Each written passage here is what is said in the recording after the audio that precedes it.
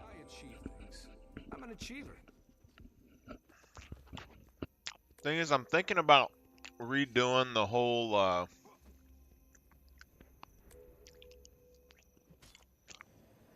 quest lines and stuff again, but this is like my favorite armor set.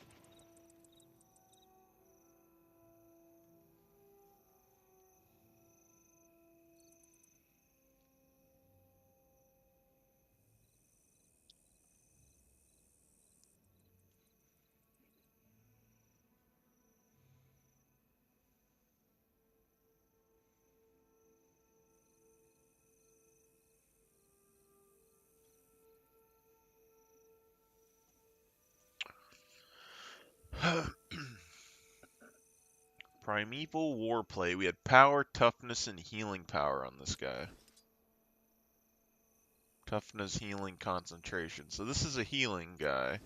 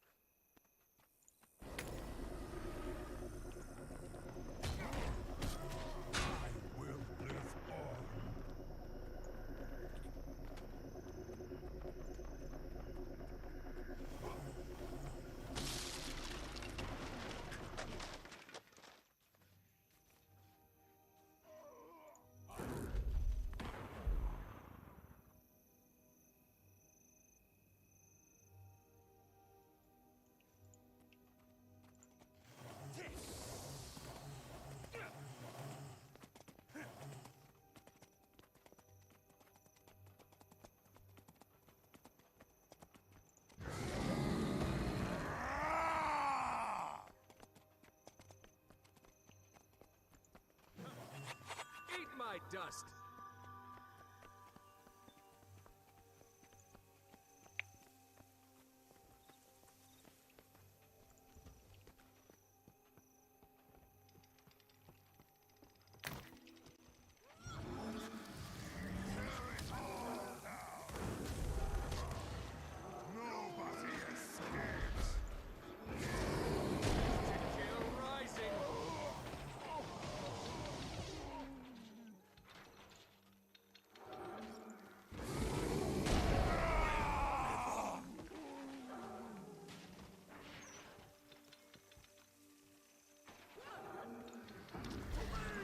That's how it's done. That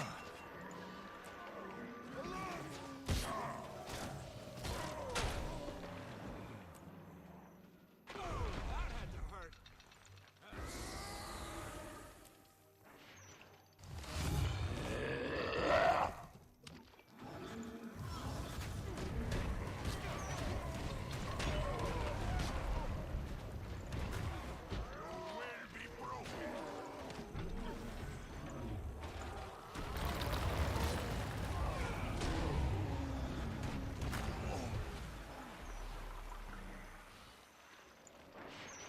I have returned to fight at your side.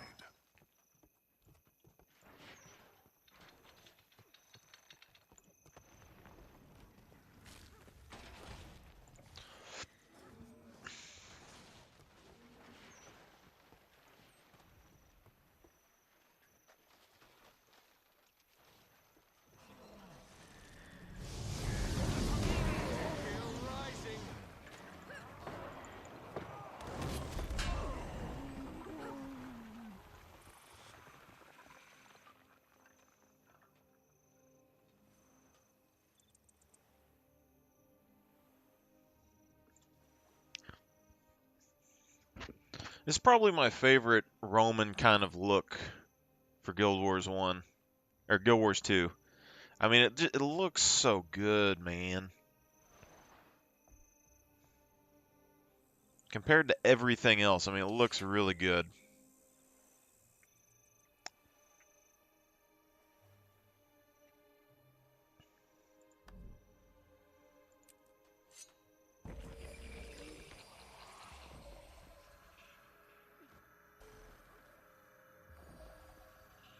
What happened to those burned out farms?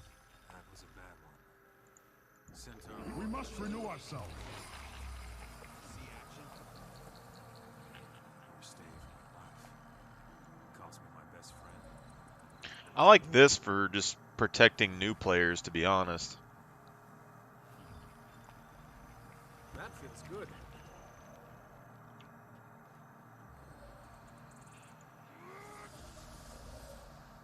'Cause you can keep this shield up for a while.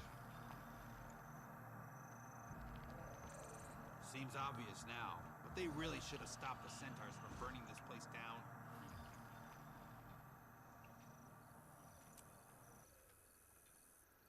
May Balthazar... Alert! The great dwarf's power is upon you all.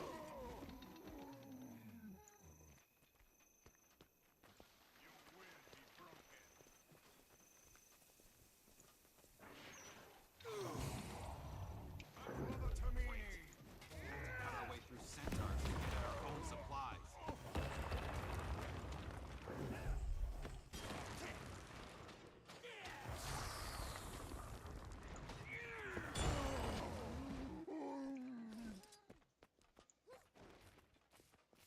There's still weapons hidden down in that armory. We could sure use them.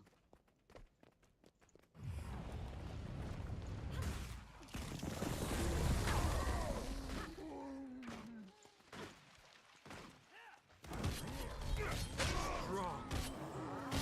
I achieve things. I'm an achiever. The gear better be in good shape. I'd hate to waste a trip like this.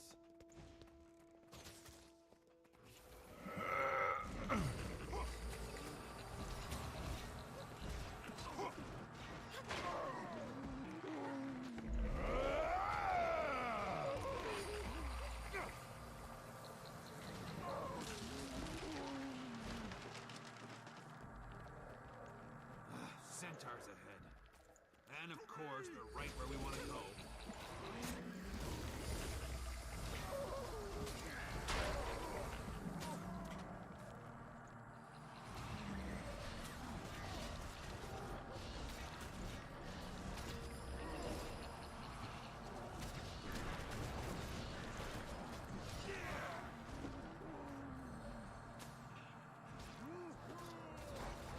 That's the last of them.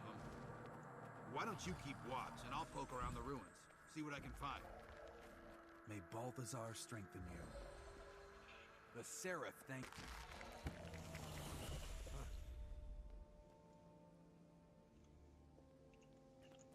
These'll come in handy. Now we just need to take them back to the garrison. Stay alert.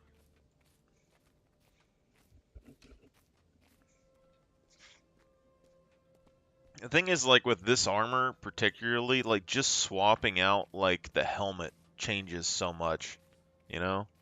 Like, the helmet makes the Roman thing so easy. It's like, that still looks pretty decent. It's good. This still looks really good. You know? So, like, it's just the armor set is so, like, solid, you know? You can use pretty much anything with it.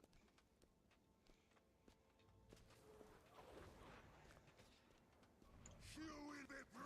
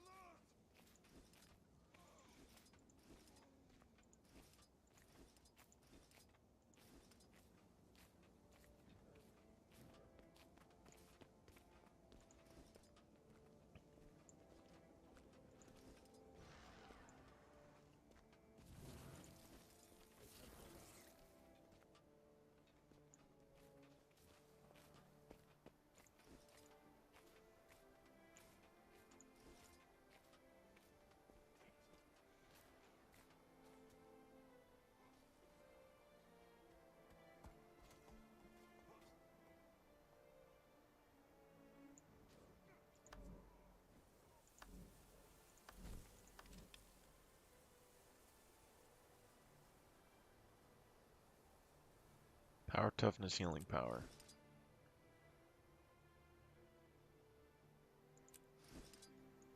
Yeah, I mean, this guy's all healing. But, like, if we look at the skills, like, I just want to look and see.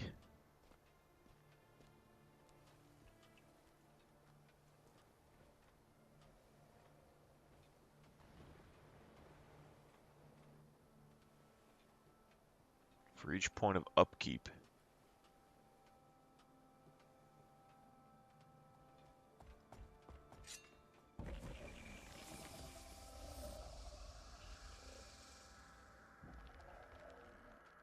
I'm actually a pretty big fan of the tablet, but it doesn't really do much, you know?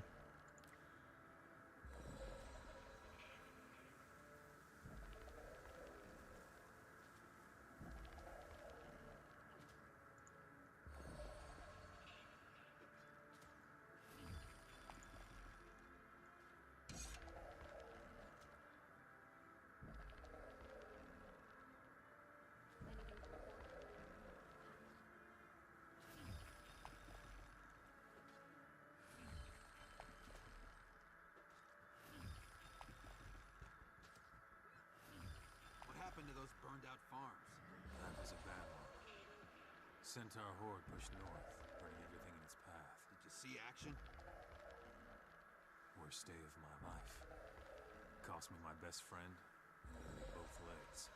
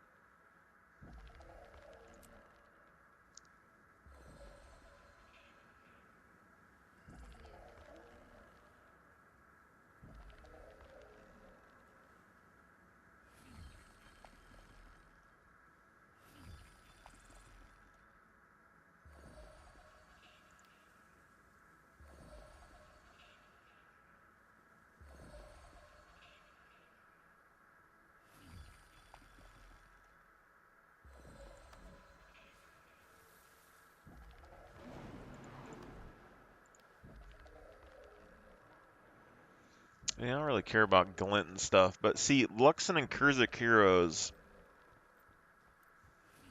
I'm more interested in that.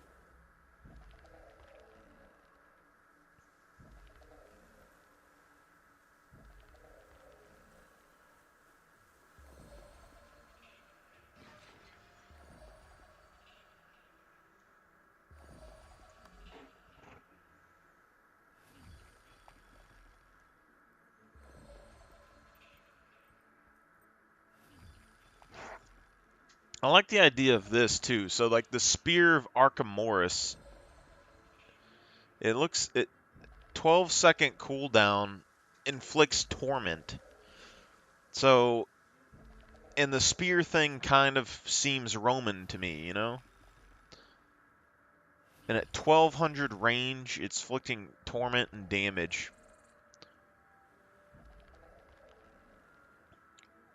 The affected area of your dodge is increased.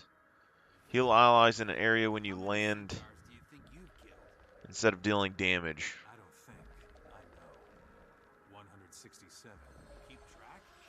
Why? Because I plan to kill 10 of those centaurs for every friend I've lost. Vigor to yourself and nearby allies after dodging.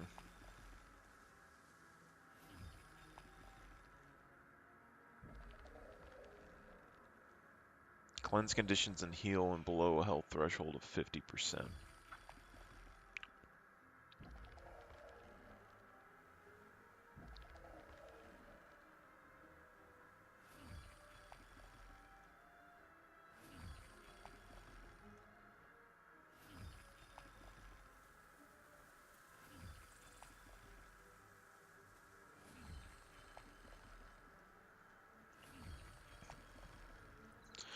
Gaining boons and endurance for each foe struck.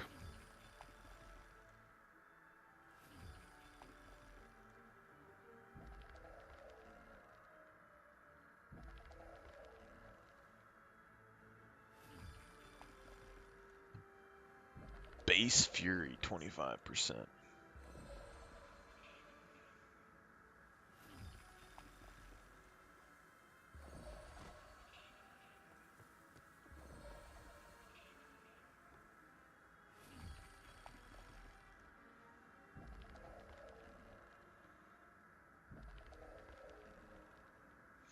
Is it true that my words have inspired an entire race?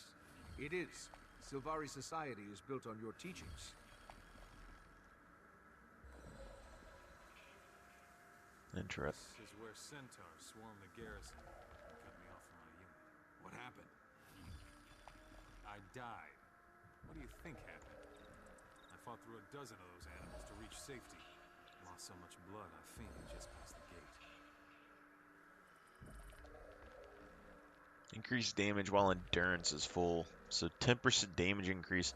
So it's like what you want to do is have a weapon that you can swap to get more endurance. So you'd use your endurance to apply the other damage buffs.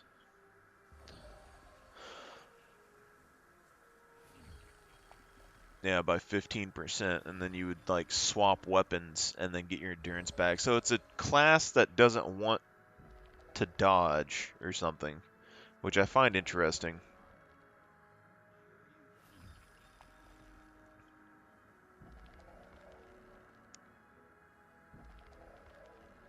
Healing and empowering yourself for each enemy struck. I could see that being decent.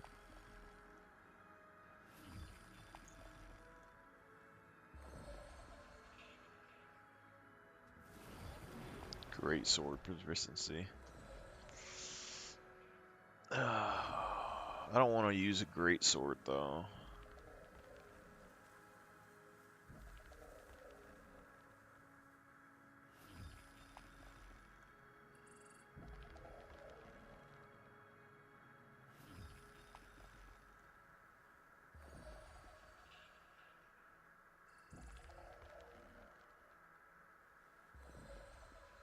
Increase power while above threshold.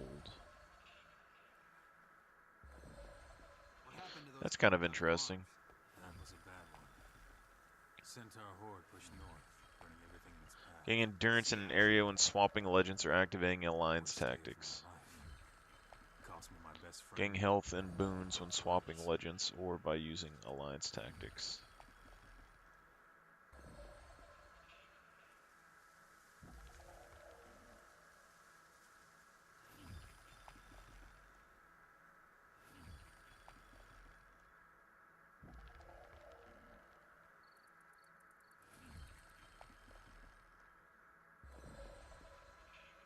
So you get access to regeneration and might. Profession ability might. Abilities gain an additional bonus. Activating energy meld or alliance tactics grants both of these bonuses simultaneously at greater amounts.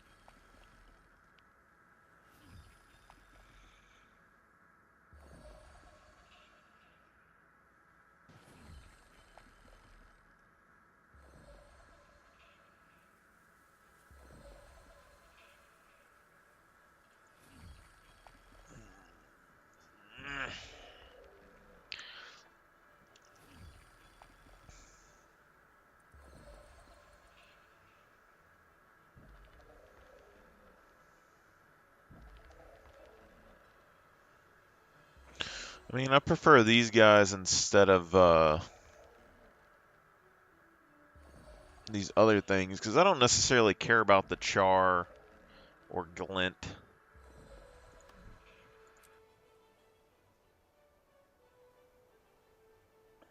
And Shiro is like, he's kind of...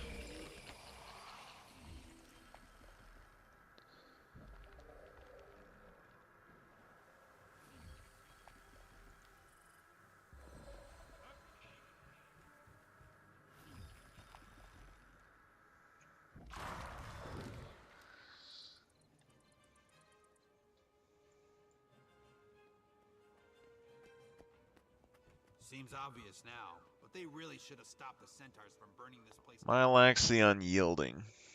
It's a legendary demon. I don't remember...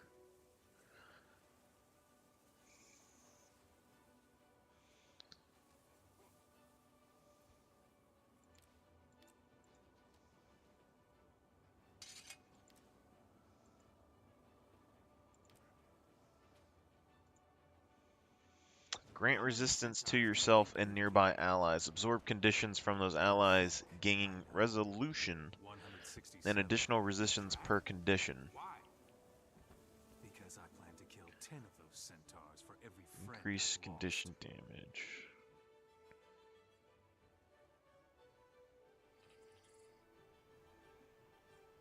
Something I don't think people really use. The purple we can manage compared to everything else. Deal damage, applied chill, remove boons from foe. Leap toward target area, pull foes toward your landing point.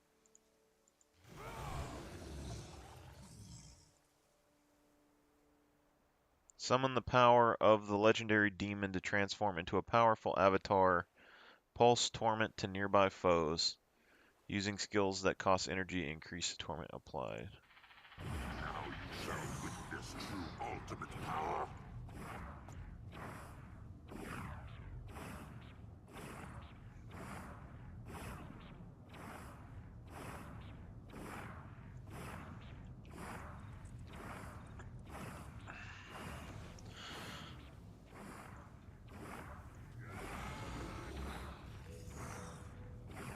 I'm not the biggest fan of stuff that changes the look, but this is something that's Abaddon related, which makes me wonder, because with the new expansion, you have Shiro Tagachi, the Lux and the Kurziks, and you have the demons.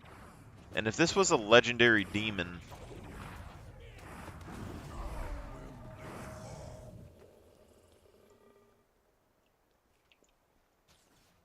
I find that interesting. But then, like, if we were to do this, I would probably use Luxon and Kurzik, and then you either got Shiro Tagachi. You will be broken. That feels good. I achieve things. I'm an achiever.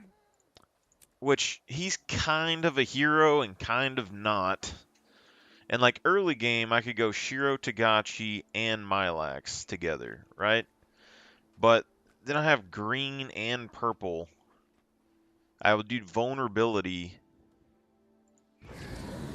Together we have no equal. Attacks can be unblockable.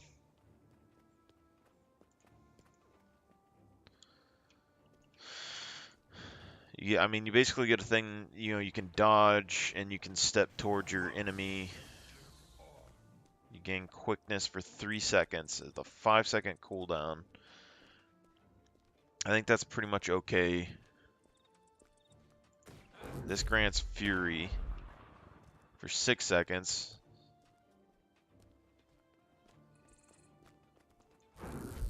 It says it has a 30-second energy cost.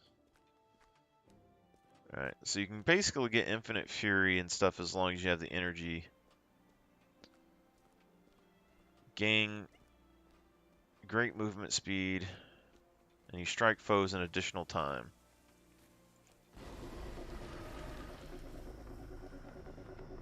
But it's just too much green for me. That's the thing, is like, I'm fine with it, but that's a lot of green.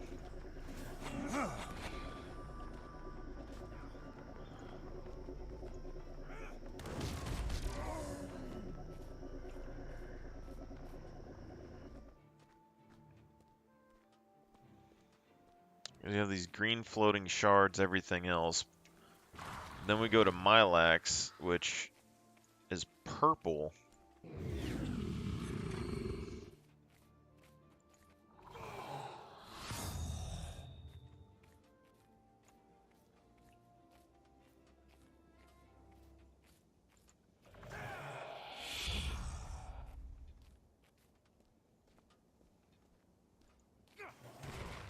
To me!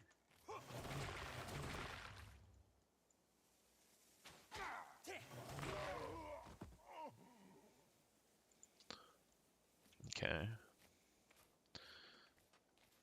Deal damage, applied chill, and remove boons from foe. Number of targets 5. I mean, removing boons from your foe, though.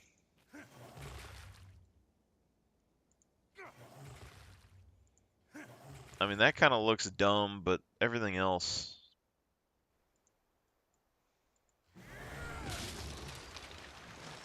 And you're affecting a lot of chill,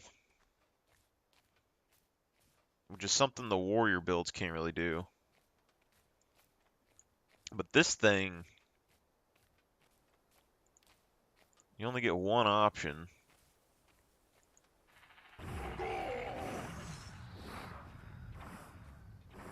Combo filled dark.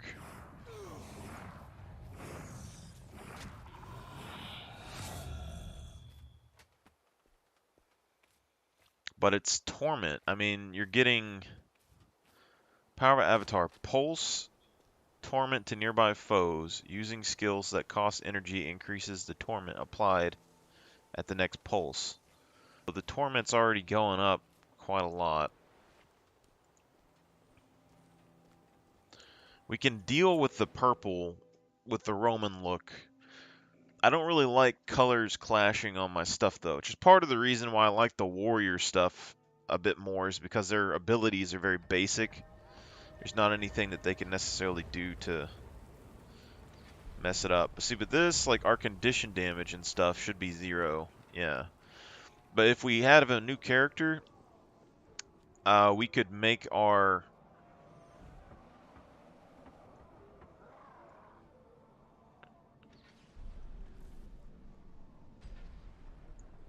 we could make our champion different characters. You know what's weird about this is you can't use the racial skills on the Revenant at all. That's interesting.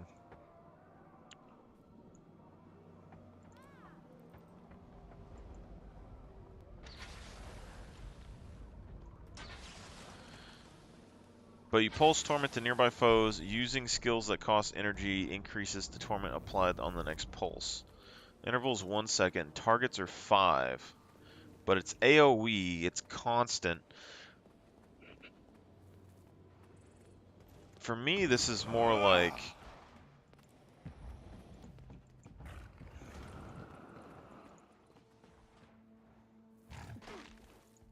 That feels good.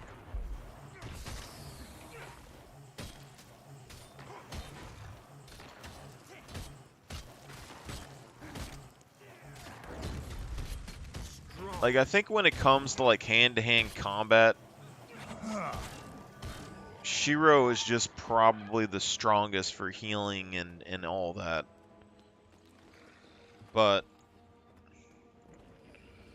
when it comes to, like, an ally... We must renew ourselves.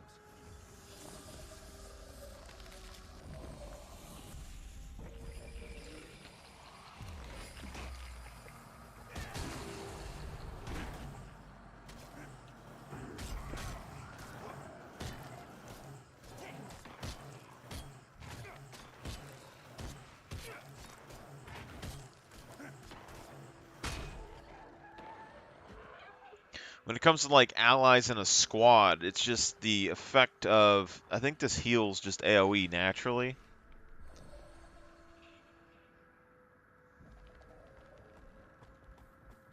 Yeah, it heals on a pulse and an AoE. So if you're in a group, this is just going to give you AoE healing. And then you have the ability to just boom. You know? Protective barrier. It blocks enemy projectiles. You know? And you can just use it endlessly as long as you have enough energy for it. That's the stuff that's like... There's no limit to the skill, which makes it really strong in my opinion.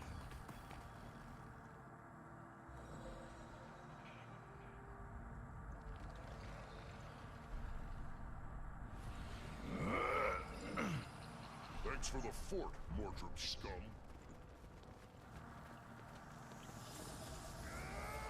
Because essentially we can keep this thing going forever. That's a lot of defense potential right there. Just blocking that. But we look at everything else. I mean, collect energy, pull it to the tablet to build up its power. After short delay, the energy will be released, healing nearby allies. If the skill is empowered, healing is increased in endurance. Yeah, so I mean, this thing heals.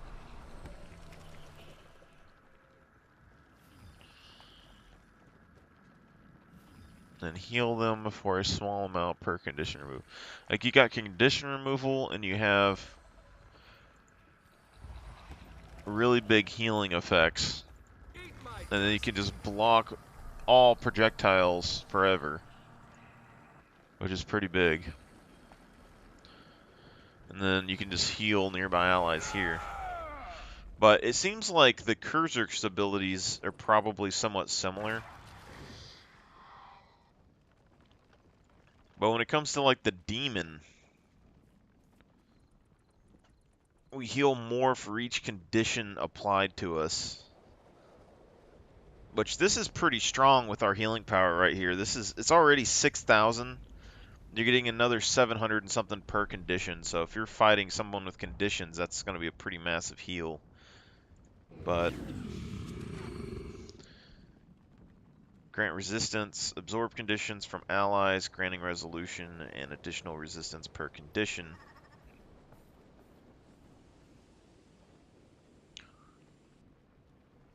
Remove boons from foes. And this is just land in an area and pull people towards you. Now, basically all this does is, like, it removes conditions, and then you have this AoE torment effect.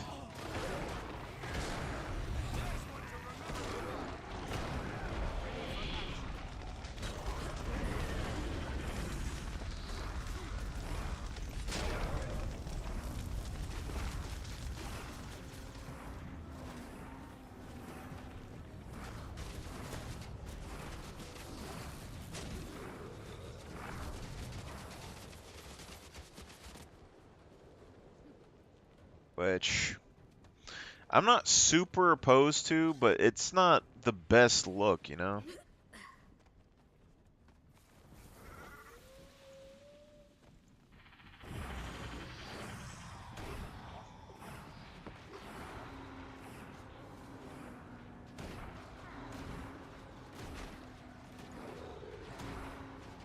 I mean, we grant torment to people.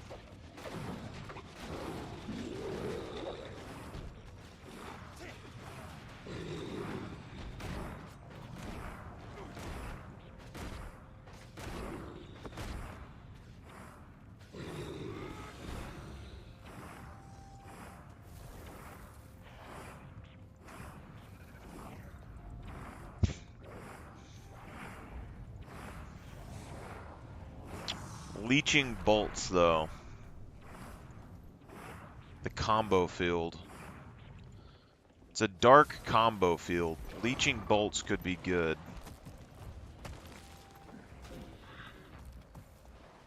Because it's basically Shiro's leeching attacks.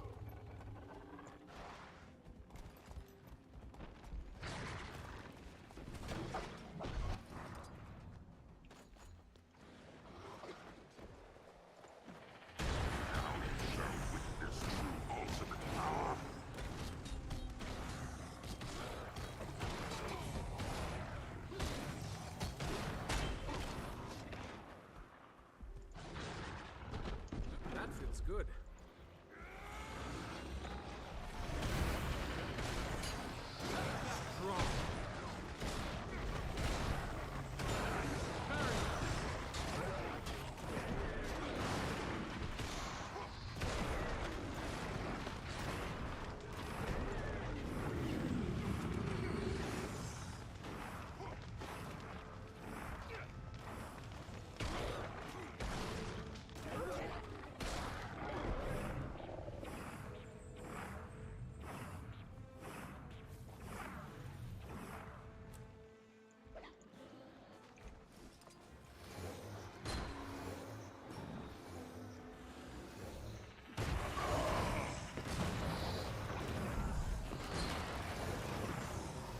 Area blindness.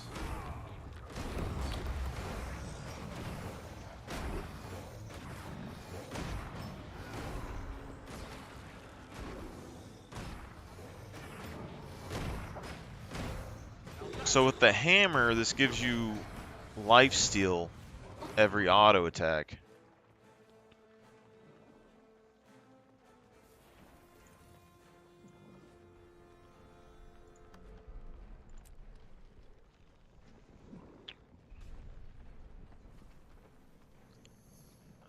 So we need to learn about the combo field of the dark, I guess, if we're going to do this. This gives us vulnerability, which is, I mean, with our normal build, just like we did with the warrior.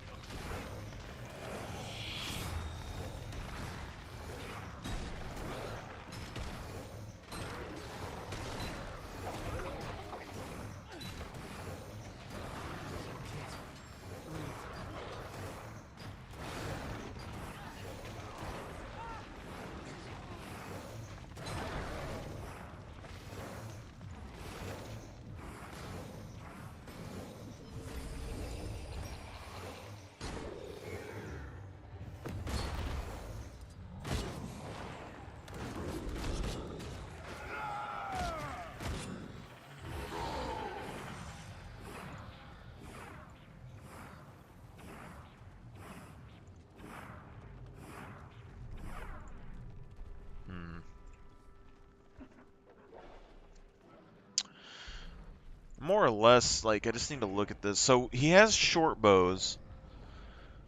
Release an arrow that shatters upon striking, inflicting bleeding on nearby foes. You get 3 seconds. Physical combo projectile. So, I mean, with the Mylax, this could be life leech per auto. A 900 range, which is less than this hammer. But it does bleed.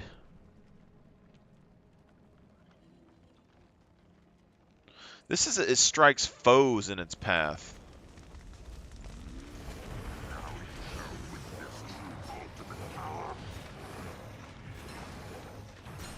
Okay, this is able to hit multiple enemies in a row.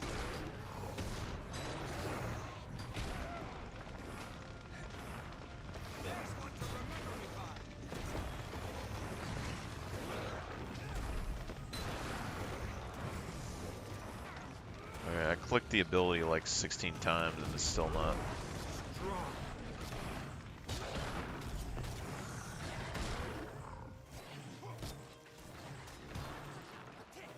See, but he doesn't get access to shouts, and it doesn't look like they really...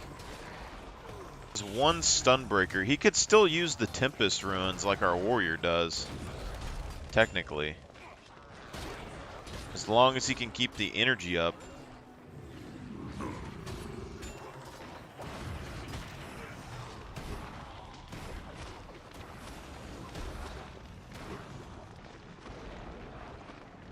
Yeah.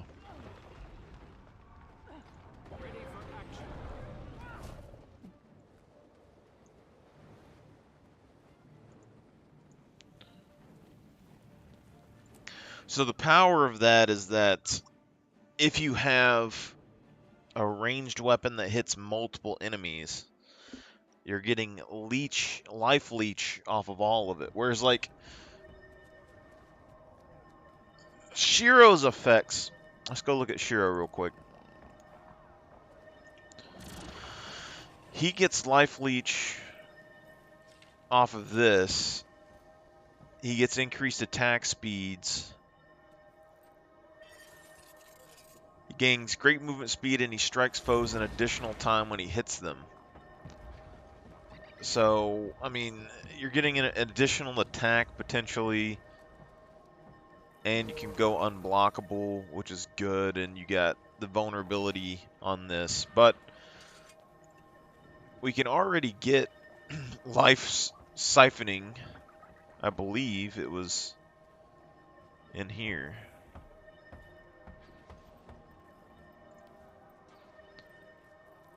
Invocation.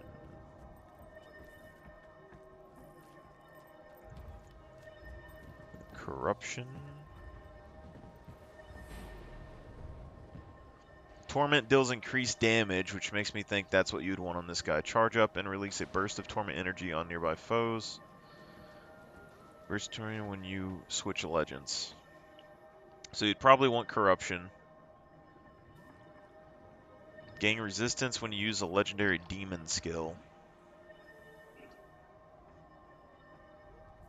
I mean, if you want to be damaged, like from like not hitting conditions, sure.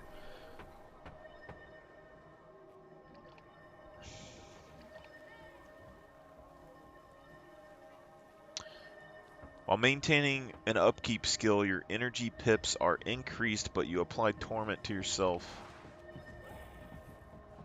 I don't know what energy pips is, but applying torment to ourselves would help a little bit.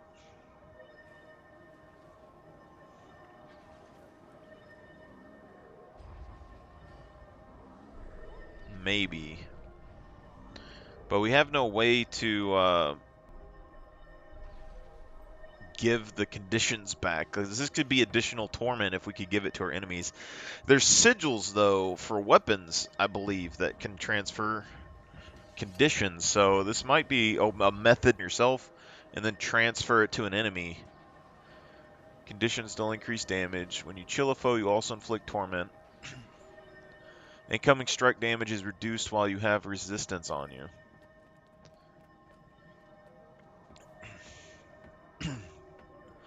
Okay, so if you can keep resistance on you, you take 20% reduced damage. And that's pretty good.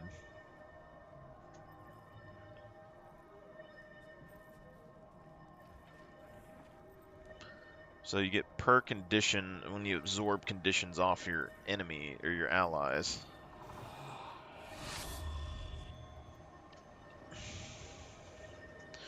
But with this, it seems basically like, I mean, as long as you have the energy, you're going to be able to continuously use these abilities.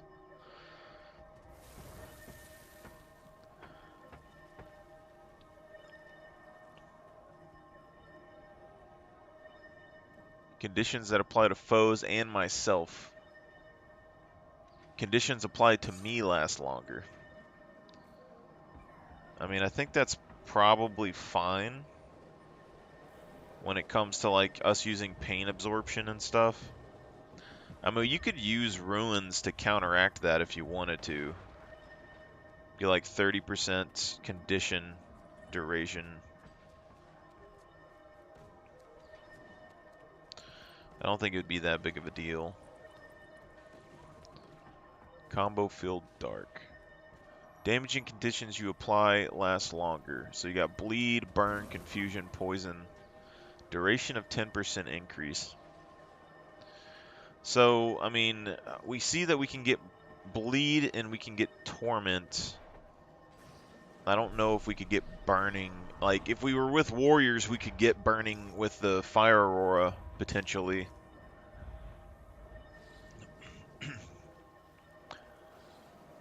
Implies, okay, so invoke torment implies poison and burning.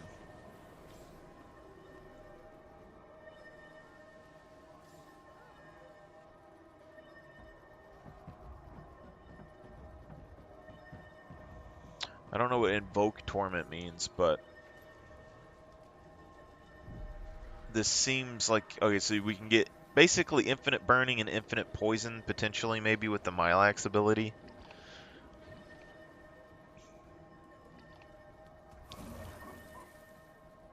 Grants resistance. Resistance heals you every interval. So, if we go for... Oh, that's a tough decision, honestly. So, if we go for Diabolic Inferno, you get poison and burning on all of your enemies around you, potentially.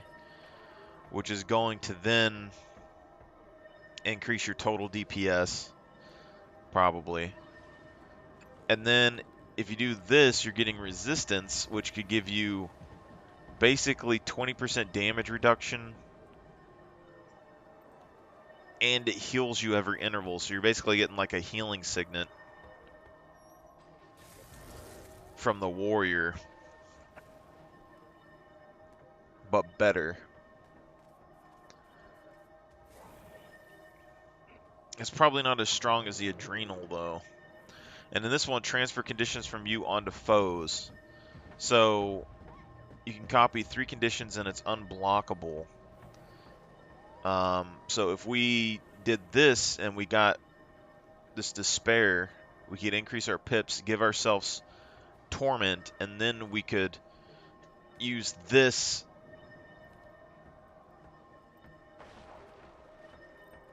which would copy all of them onto it. But the thing is, like, it says invoke torment, so is it just...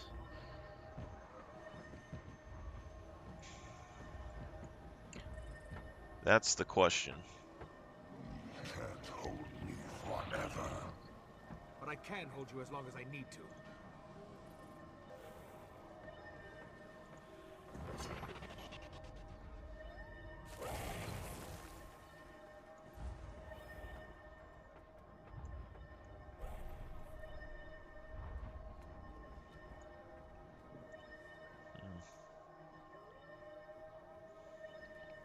Torment deals increased damage with 10%.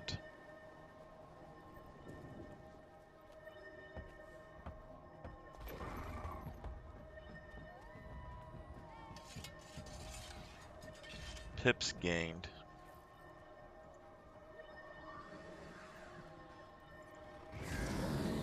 Together we have no equal.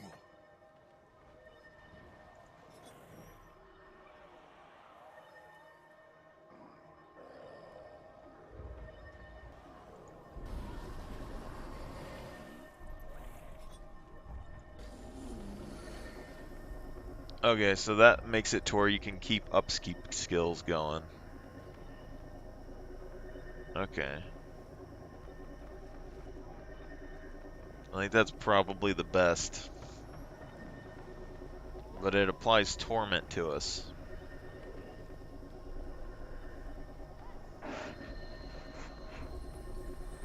So if you go for a low condition build, then you could use this with like Shiro Tagachi, and you're going to be able to use this pretty consistent with no real side effects because your condition damage isn't very high.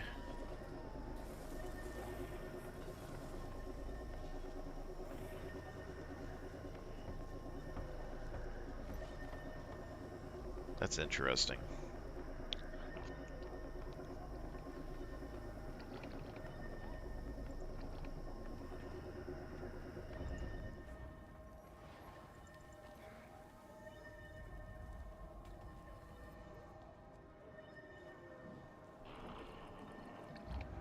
So the question is, so if you chill them, you inflict torment on them, and this is just if you want to like inflict more torment than you were already, then you could do this. But I don't think it's necessary. Like, you know, the hammer and stuff will inflict torment now. It's going to give you more condition damage, but if you're using the Milax,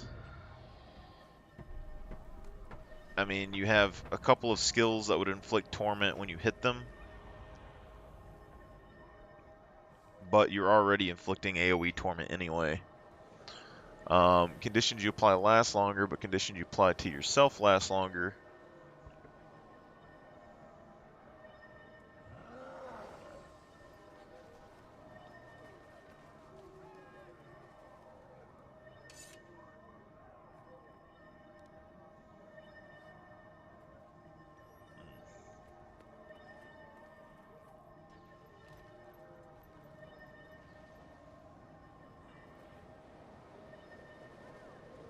I think this just depends on what we want to do here, because we have a stun break that we could use, so we could still use the Ruins of the Tempest and potentially just have infinite stun breaks, infinite heals for the most part, just naturally on the build. But if we have resistance, we get 20% damage reduction, which could be good, and we already can see that we can get resistance.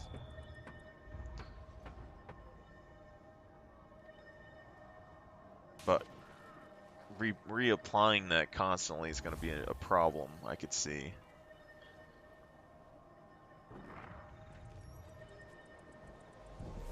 And this lets the conditions last longer, I don't think is the best option. But then applying poison and burning is just like really good. But resistance heals you every interval, and invoking torment gives you resistance. I mean, I don't think the resistance is really that great, but 500 healing every second is pretty decent. But this, you can basically remove your own torment and give it to somebody else, which is interesting. Game resolution when you're using a light skill.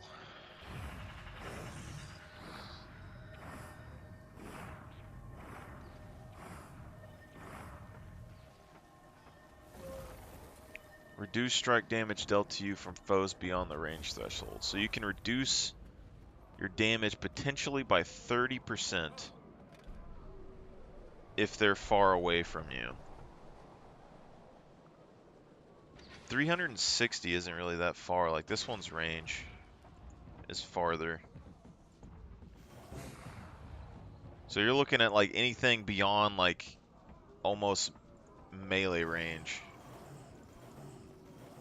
10% damage reduction just flat out. Create an area that blocks projectiles and weakens foes. Cast a Dome of Mist when you're using a healing skill. Duration at 20-second cooldown. Duration 8 seconds and inflicts weakness for 1 second. I think the weakness is potentially good. But it's like...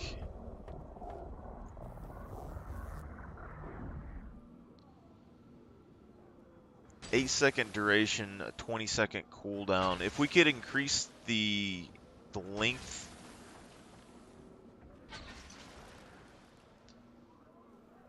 of that.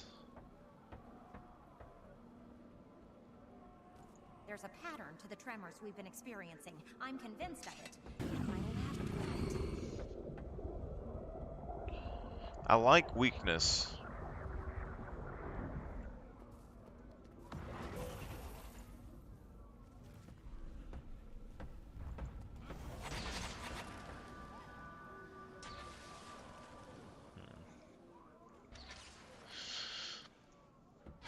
But, I mean, you're looking at potentially 8 seconds of weakness.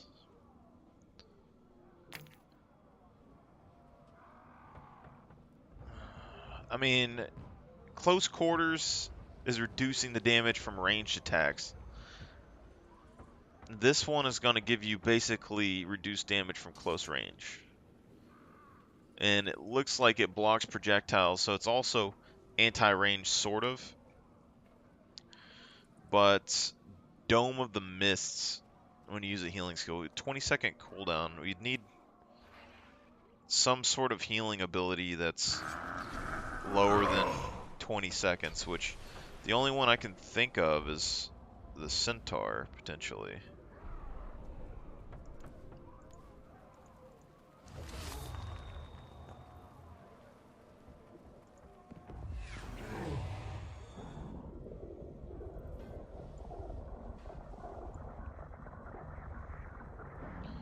That actually would go with the Centaur pretty well, though.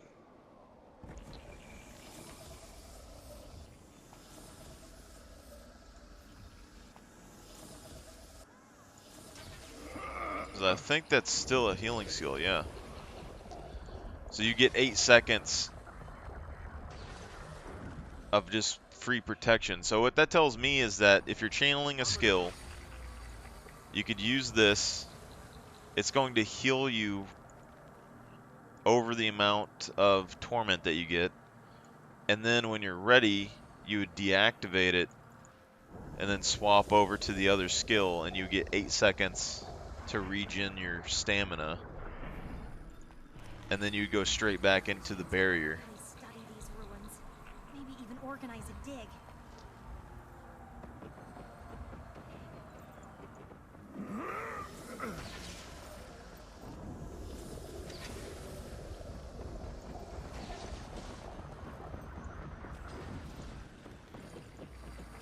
That's interesting. Because I'm not the biggest fan of Shiro, but I do like the barrier on this stuff, just in like a leadership role.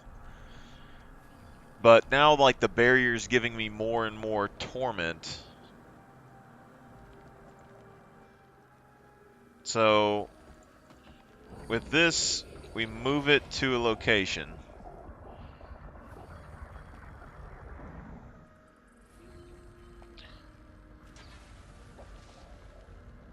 But will heal nearby allies near it every few seconds.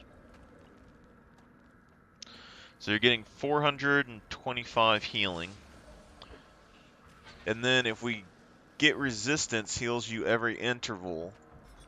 So now we're looking at like 1,000 health a second, as long as we can keep resistance on us.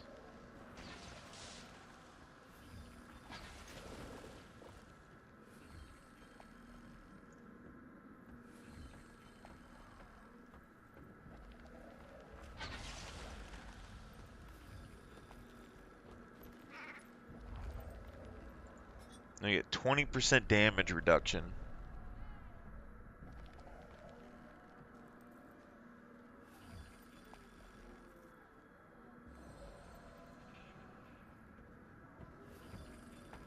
I already get 10% here. The thing is, like, Invoking Torment, it seems like it'd be a very strong ability. Energy pips are increased. This just lets us infinitely use our other ability, but we can gain resistance when you use a legendary demon skill.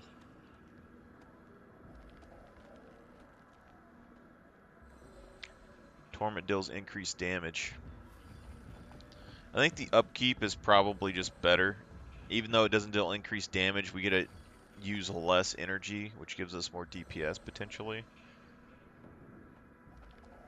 Resolution while using an light skill. I mean, with this, it could be good with energy expulsion because that's going to allow us to continuously keep resistance, and we can just use this over and over again if we want to.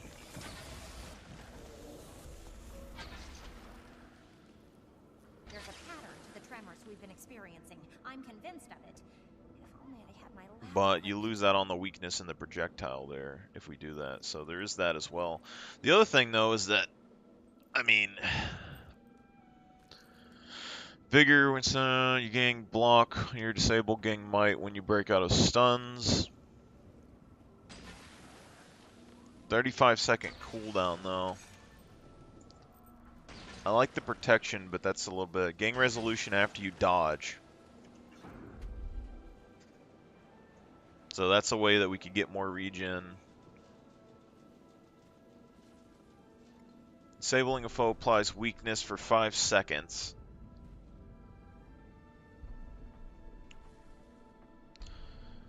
There's a pattern to the Increase tremors strike we've been damage to experiencing. weakness. I'm Weaken convinced. foes. Disabling the foe is the thing, though. The hammer can do it, but I don't know what other abilities can for the for this. Now, heal every second for each point of upkeep currently in use. So this is giving us more regen. Turn yourself into a stone, reducing incoming damage. Condition damage reduced 50%. Affects condition damage as well when struck below the health threshold. Cast right of their door, gain power. 45-second cooldown. It breaks a stun, but it has a 45-second cooldown. But you gain power based on the percentage of toughness. But you can get the dwarf ability and use it if you wanted to on here, if you like, just instead. But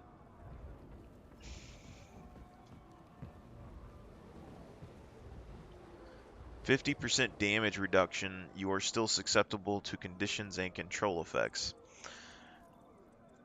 But that's interesting because you can already get 30% damage reduction from people that are outside of your range. Like even with this, that's 70% damage reduction if we have resistance. Damaging foes, it heals. Vengeful Hammers, minus 20% incoming damage, minus 20% incoming condition damage. So this gives us defense stats as well.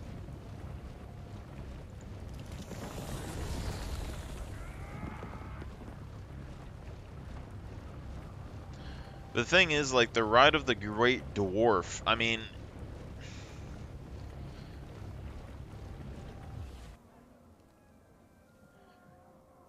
This is 20%, like, you can get 50%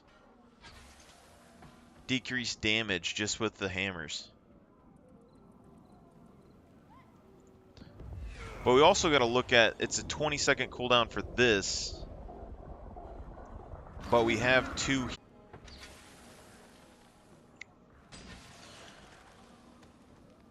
So the Dwarf can give us a crazy amount of damage reduction. The Centaur can give us a crazy amount of ranged protection, as well as regeneration, which I think is interesting because, so with the Centaur, if we use the Centaur,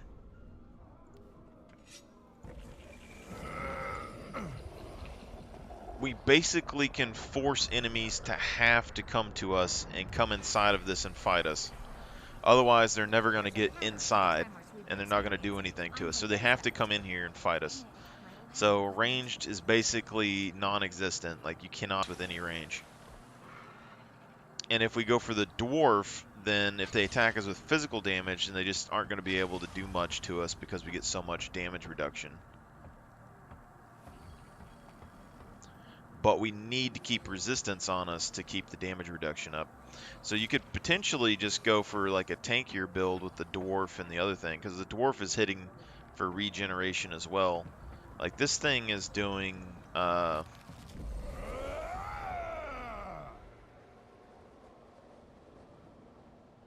heals nearby every few seconds. So interval every 3 seconds, we're getting 425 health.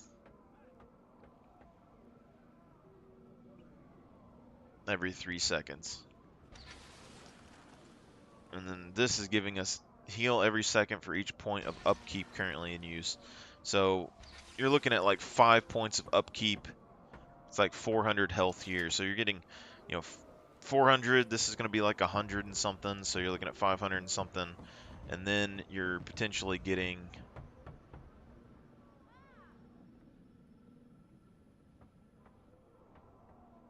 resistance. Invoking Torment grants resistance.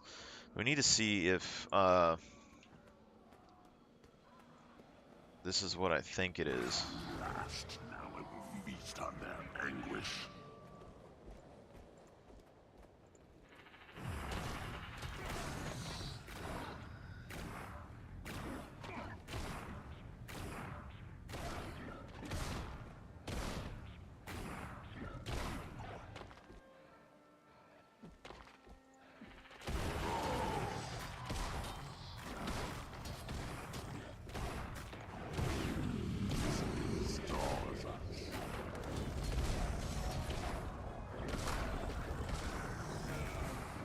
I don't know what Invoking Torment means because we're not...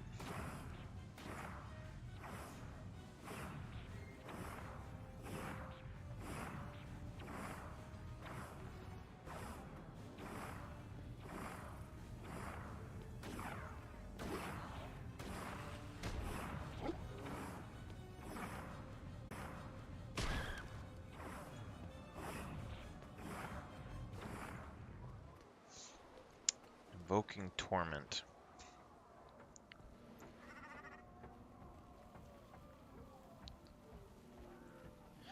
I'd love a chance to really study these ruins. Invoke Maybe even Torment. organize a dig.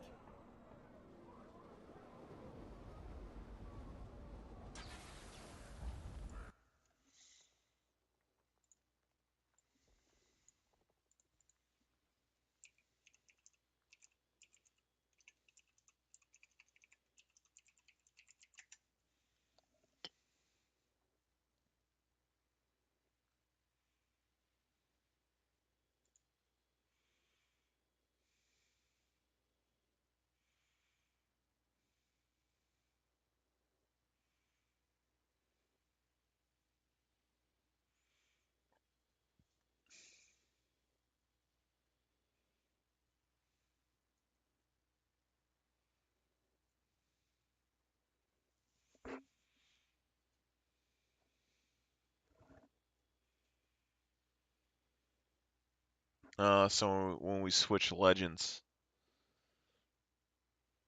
grants resistance for 5 seconds and heals yourself every interval. Okay. That's 5 seconds on swap.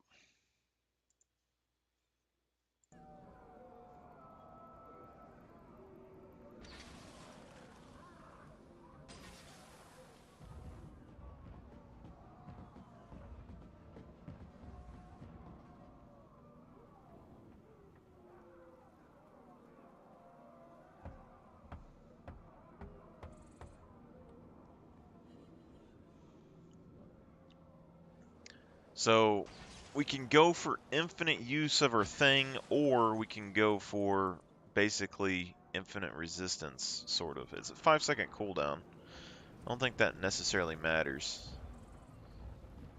But boon duration and stuff I think would matter the most, potentially, here. And like the dwarf gives you a lot of physical resistance, which I think would be fine if you wanted to go for the dwarf and for the centaur together, which is basically, I think, what we do on this guy all the time anyway. This gives you resolution, which is going to give you more healing here. And then this is going to give you resolution on swap, so you're already looking at 10 seconds of resolution just with this.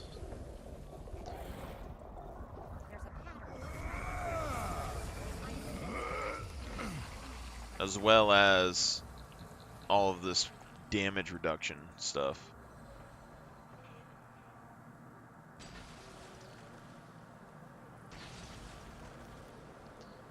It's like, you know, we could still do like the torment on ourself and increase the damage, and then just use our weapons to apply the torment on our enemy. That's potentially something that we can do. I mean, this is basically free torment as long as we have a way to remove it. But if we don't use this, we don't get a demon skill, so we can't get resistance from this. But it's...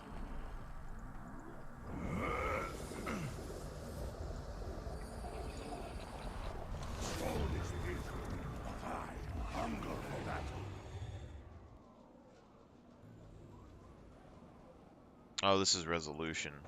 Okay.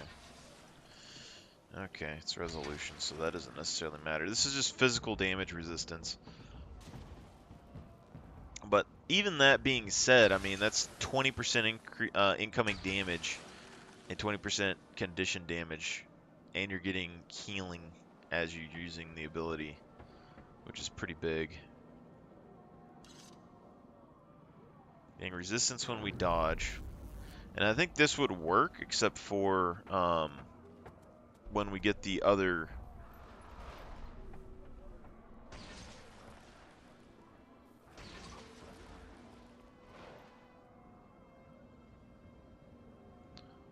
If we ever get the Kurzerks and Luxon thing. Gang resolution after you dodge.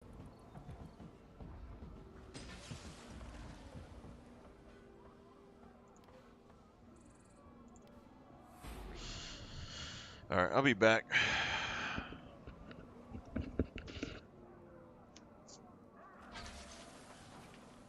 love a chance to really study these ruins.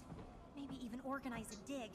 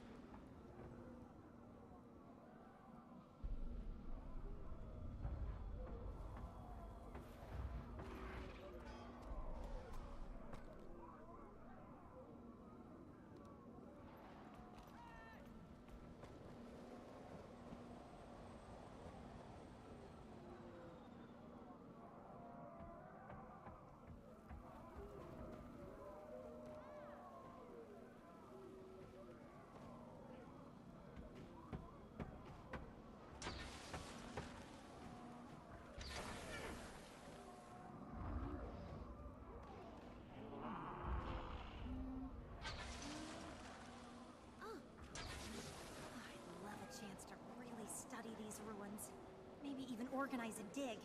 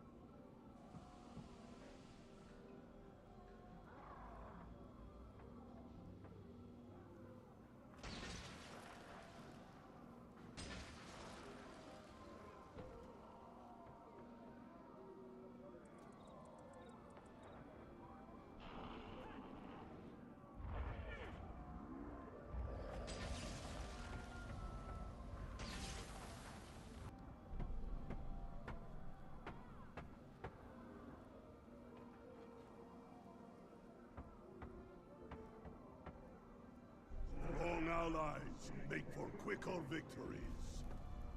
We do make a good team, don't we?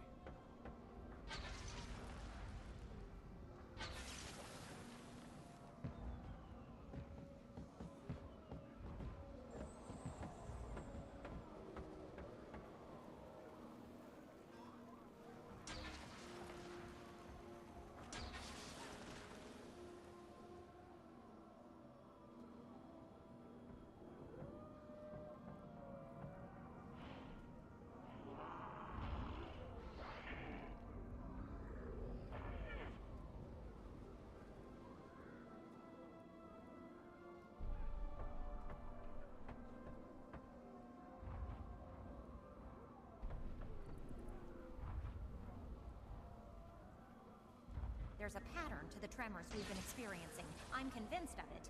If only I had my lab equipment.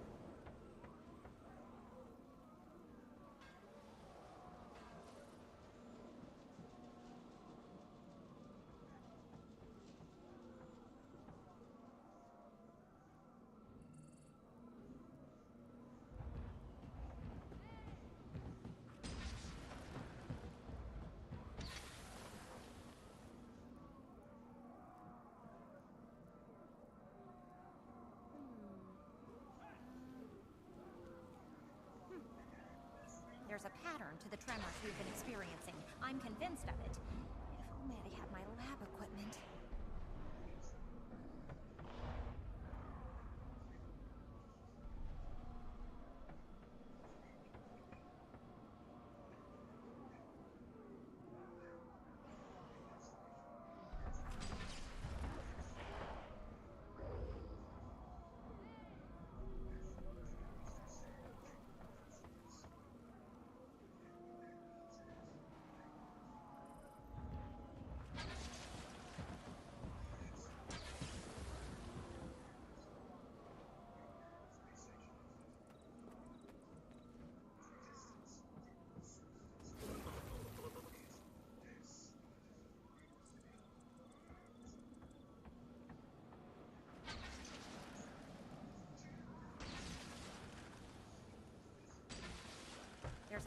to the tremors we've been experiencing. I'm convinced of it. If only I had my lab equipment.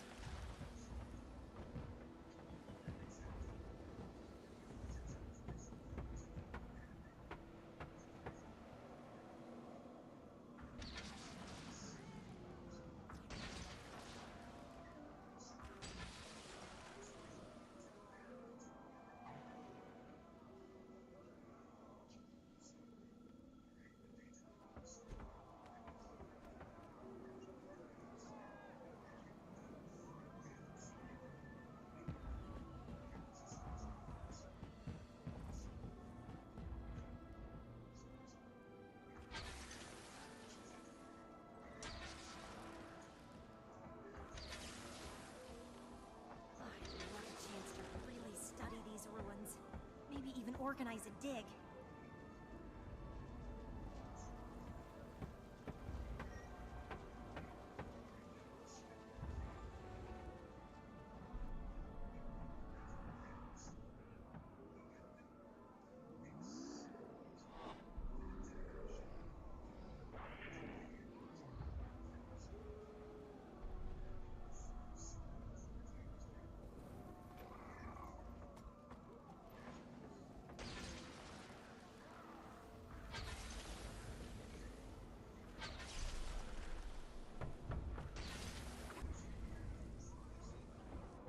I'd love a chance to really study these ruins.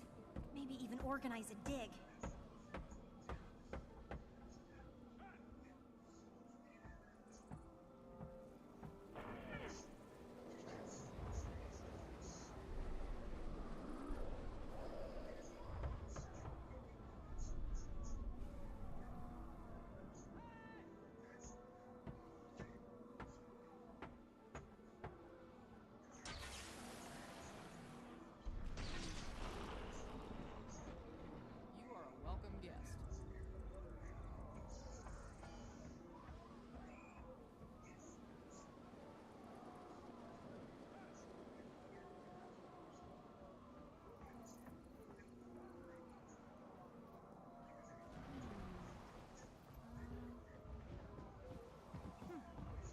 There's a pattern to the tremors we've been experiencing. I'm convinced of it. If only I had my lab equipment.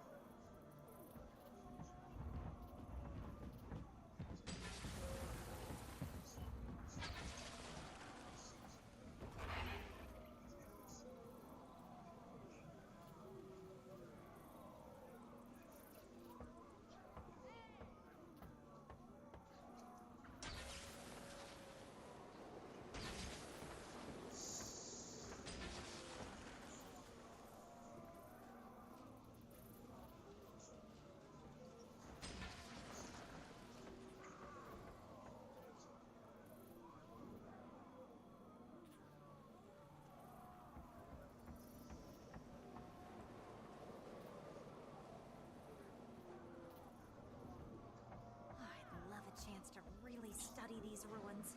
Maybe even organize a dig.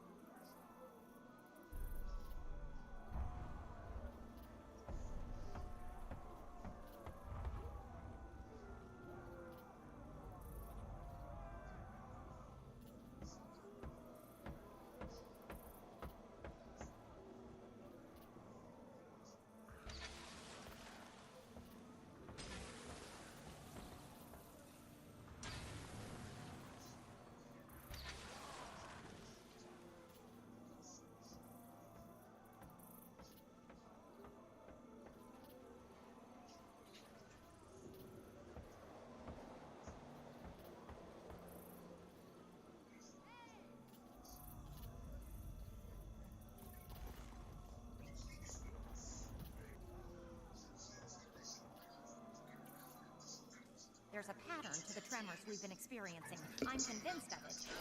If only I had my lab equipment. Alright.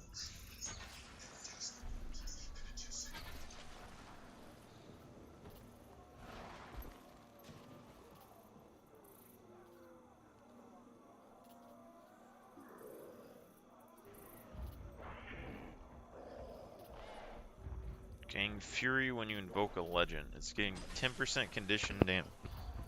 10% lifesteal damage. 25% crit chance. What?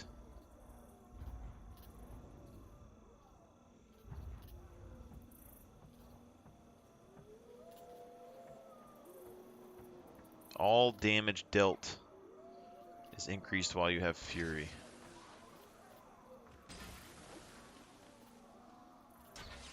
So Fury works differently. Gain stability and heal yourself when you break stuns. So this is almost like the other ability that we were using on our other character.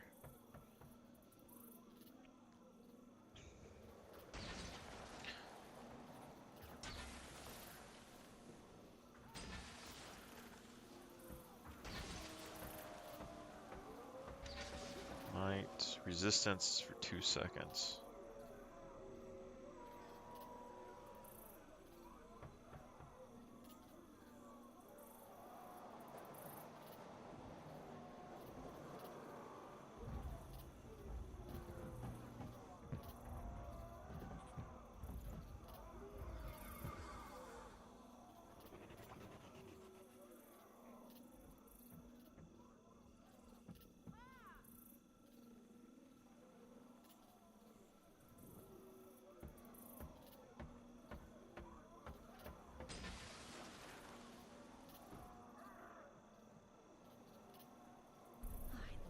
Chance to really study these ruins. Maybe even organize a dig.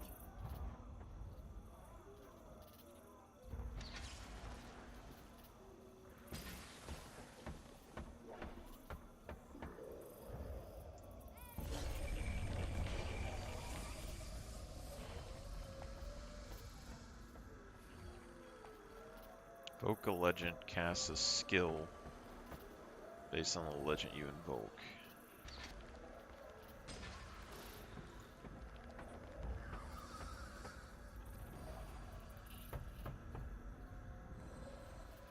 Oh, Centaur. Heal yourself and nearby allies. Okay, that's pretty good.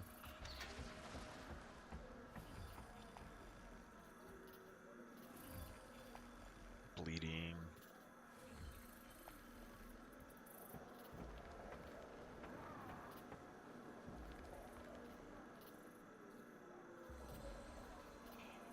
weakness. Demon, torment, and slow. I'd love a chance to really study these ruins. Maybe even organize a dig.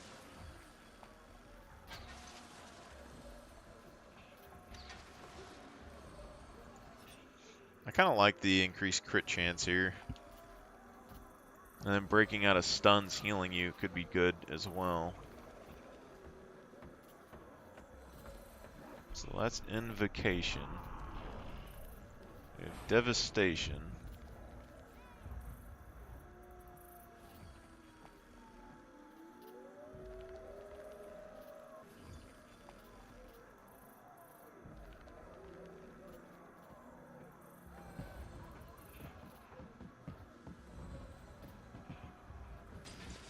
Siphon health after using your healing skill. This has no cooldown though.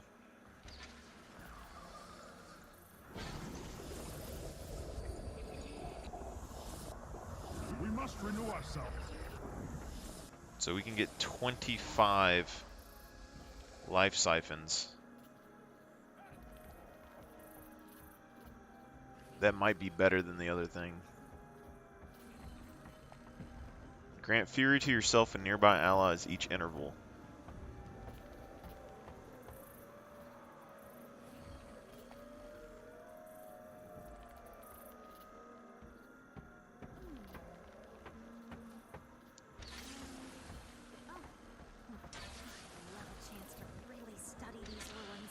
Your next attack steals health.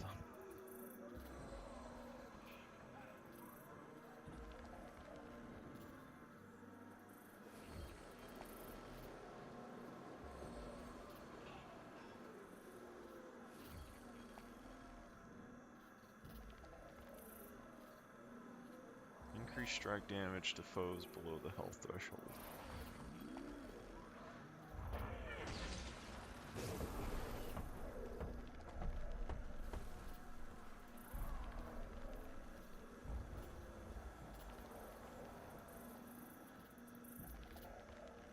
Interesting. His vulnerability, so the sword automatically does vulnerability. So you're going to get a life steal every second in combat, and then vulnerability grants a stacks of battle scars. So basically, as long as you have this, you're going to get more and more. All damage is dealt is increased, and increased additionally if you have an offhand weapon equipped.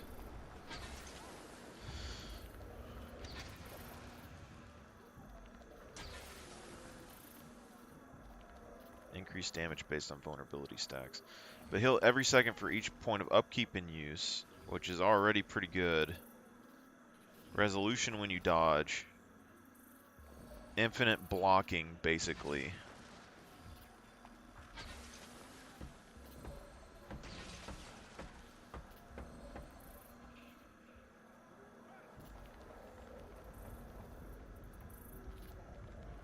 We're already getting like 30% damage reduction.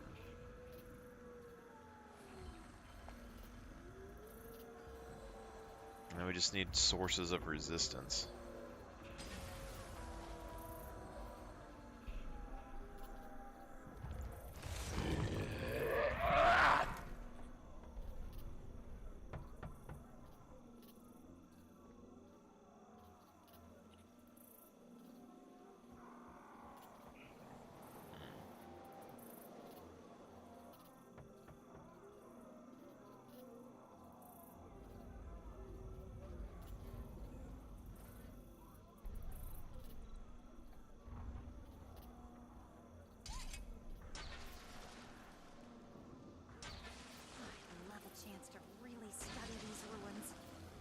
Organize a dig.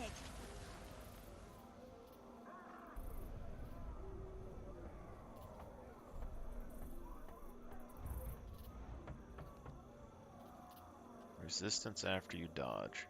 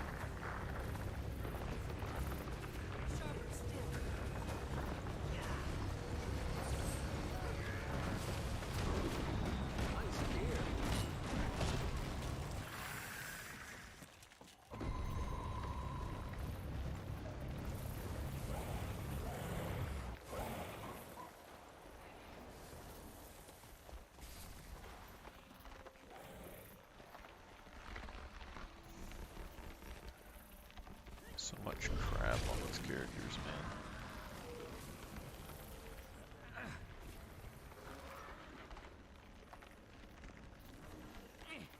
That looks valuable.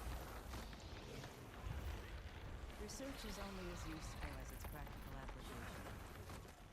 Everything in moderation, including moderation.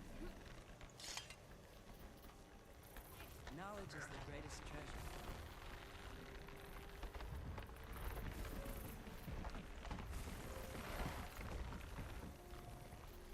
Expand your knowledge while here.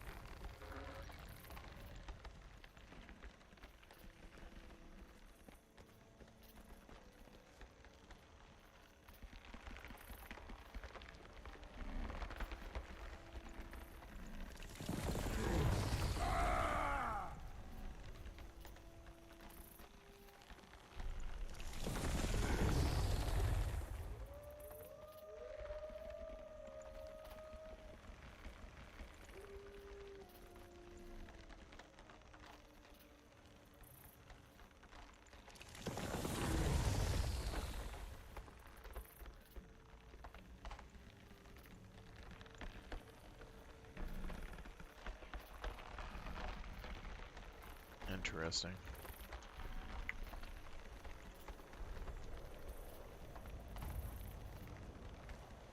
I'm interested on this because so life siphoning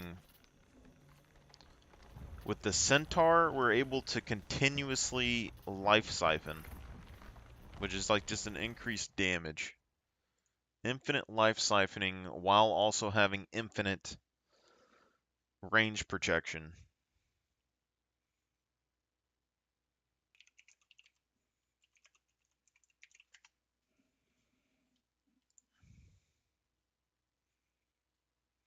Siphon health from your foe. Healing effectiveness increased if you are bleeding.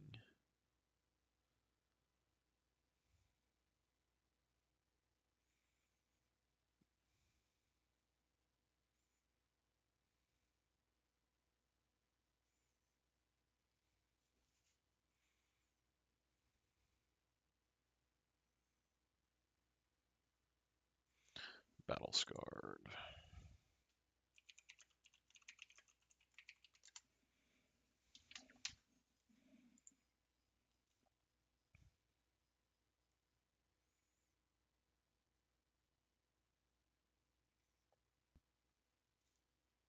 Damage, healings increase healing power, damaging. Use only one stack per strike.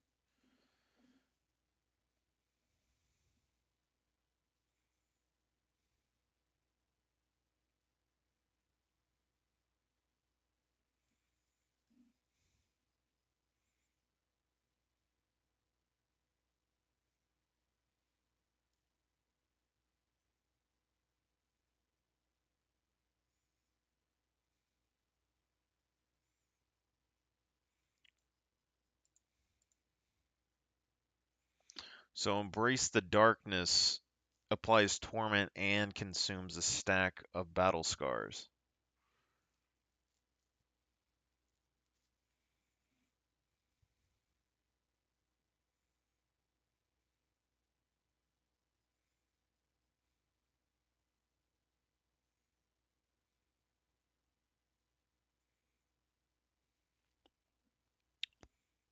Interesting. Oh, you have me intrigued. The only thing I don't like about specifically the Revenants is that the color of their legends bug me.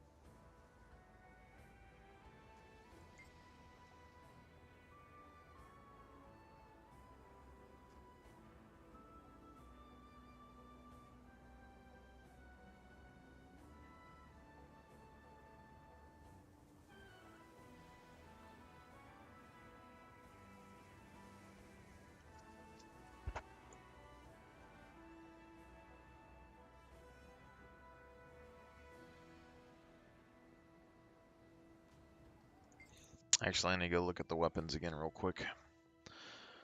Oh, God. What I need to do is force myself to stay asleep before I go to work. Because then I end up staying up for 15 hours. Welcome to Camp Resolve. Well, actually, it's Grateful worse than for the that. cooperation of 19 your hours respective generally. governments in the coming assault. We ask that you stay on alert for the duration of your time here. We've already seen hostile action at our camp boundaries. If you're unsure of how to be of most use, find a ranking officer in one of our 3 orders, and they'll find you a task. so that all Good luck to area prevail in the days ahead.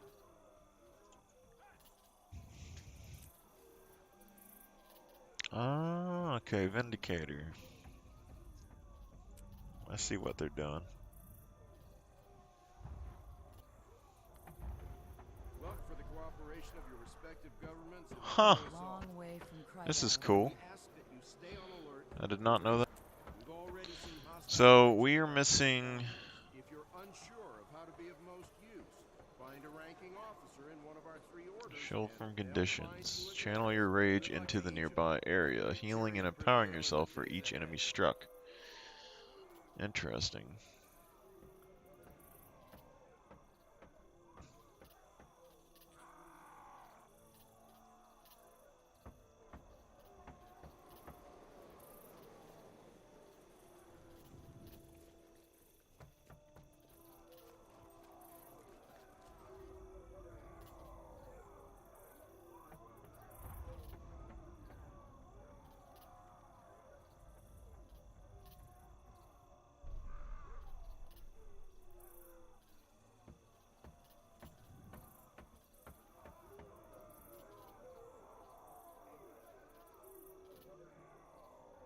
I don't even know who that is.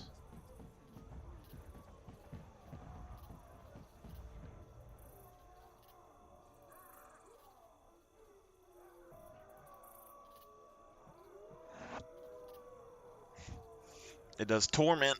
Make our queen proud. Get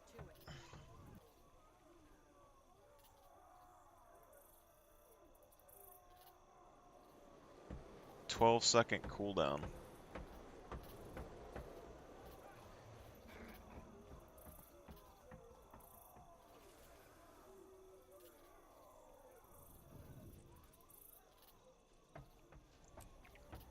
Alright, so let's look. Because right now we have double sword. So with this, we want the first sword for sure. This does burst of mist energy that deals a second strike. The second strike deals bonus damage if it hits only one enemy. That's fine. Seems fine. This inflicts vulnerability, which will increase the damage on enemies, which is good.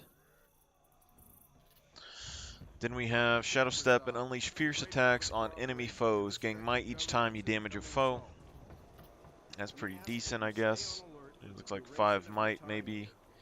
Then the hammer doesn't really have anything besides crowd control effects. It can block projectiles, you know, but the short bow has less range than the hammer for some reason. Release an arrow that shatters upon striking, inflict bleeding on nearby foes. So you're going to be able to inflict AoE bleed at range, which I kind of think is interesting. Conjure a portal through the mist and fire barbed arrows to strike from unexpected directions of enemies. So that's even more bleed. Focus volley of arrows to harass your foes. That's Torment, so that's good if we want to do a Torment build. Burning and Slow. Create a doubling zone by firing a volley of flaming arrows at the area.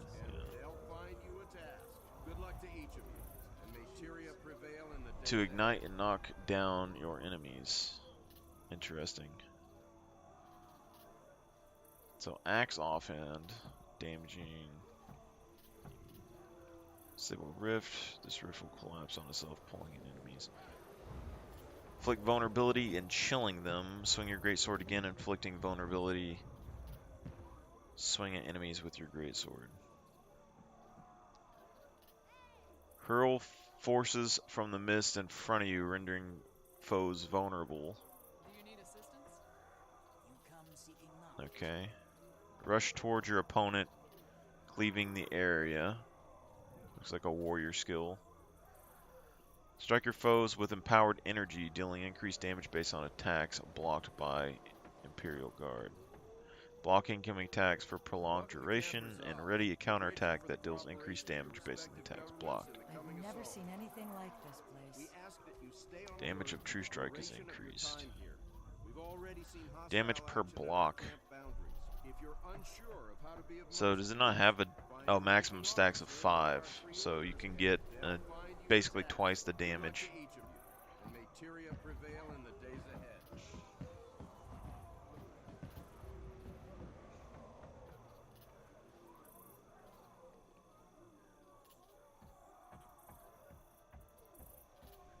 Roll your great sword, opening holes in the mist that deal damage.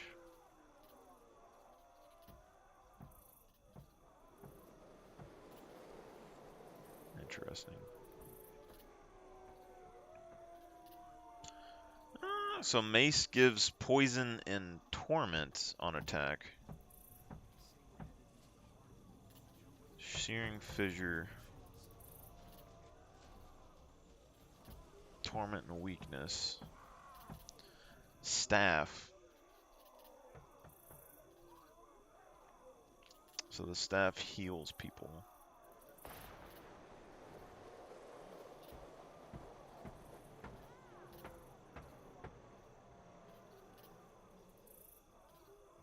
I just like the idea of this champion just absolutely nullifying ranged abilities. Forces them into melee combat, you know, and then it's just like, can you take him 1v1? That's kind of... So, you get a trident and a spear. Oh, we got a shield offhand. So, send the energies of glint towards the area, granting protection to allies before releasing a burst of energy that heals allies and grants protection again when returning to you. So, it's a 15-second cooldown, 4 seconds of protection. Channel a shield from the mist to protect you, blocking attacks and regenerating health. So, we get another ranged ability, also a heal skill, and if we do that, we basically just, we lose rapid strikes, immobilizing duration. We lose a shadow step and stuff. You know, I don't think that's terrible. I think they'd probably be fine. Thing is that I don't think our elite skill is going to be affected by the coloring scheme. So our shield's probably going to be a normal shield during that whole period. But I think we try, we'll go short bow, sword, shield. And then possibly try the sword at some point. But when we go and look at the skill traits, I just want to look at the skills. We go down here. I'm fairly sure the short bow is probably connected with something. Is there a way for me to figure that out?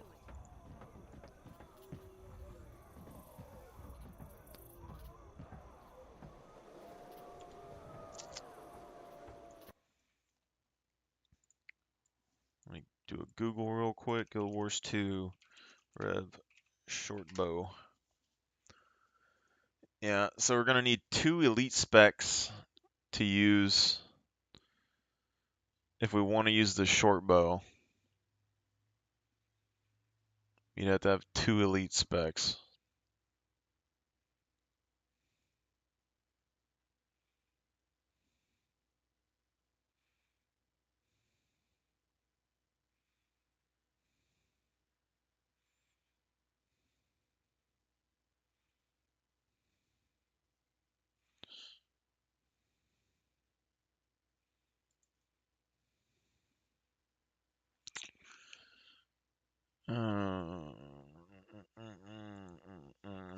You have to use 2. camp boundaries. If you're unsure of how to be of most use, find a ranking officer in one of our 3 orders, and they'll find you a task. Good luck to each of you, and may Tyria prevail in the days ahead.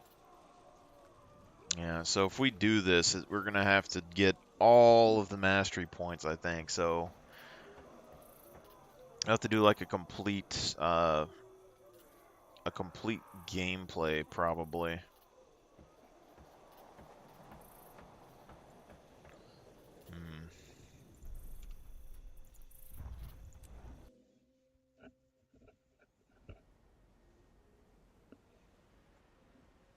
Okay, we still have the Ronin, we still have the Hero Spirit, all these guys that we need to get stuff done with at some point. This Archer, we need to see if there's any better armor that we can get for these Archer classes in the new expansion at some point.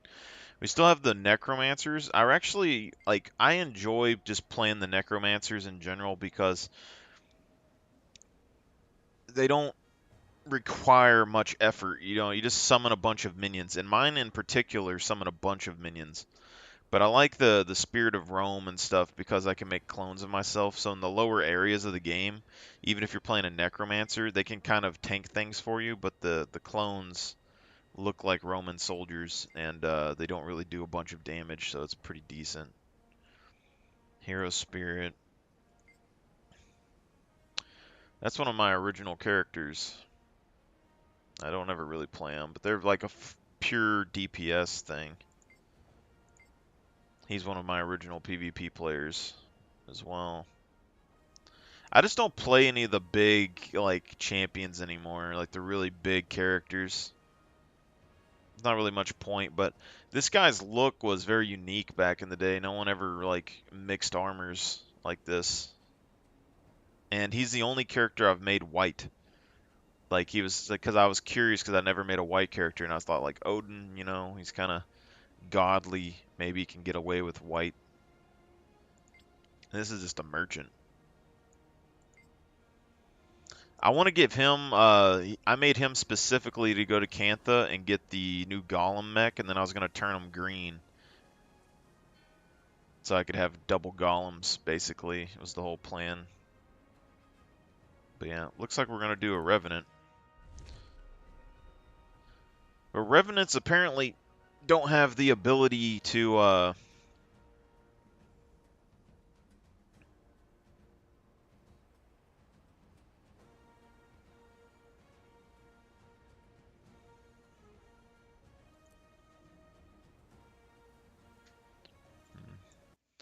use any racial skills, which I've kind of avoided playing the Revenant for a while now. I didn't really like it when I made mine, and then I made him a healer because I kind of like the shield effect, but other than that, because like Guardian or something, there's not really much that you can do. Like you sit there and you heal people, but with the Revenant, you can actually sit there and like put up a dome, like infinitely block all projectiles, and I think it's really good just for like newer players, for like protections and stuff.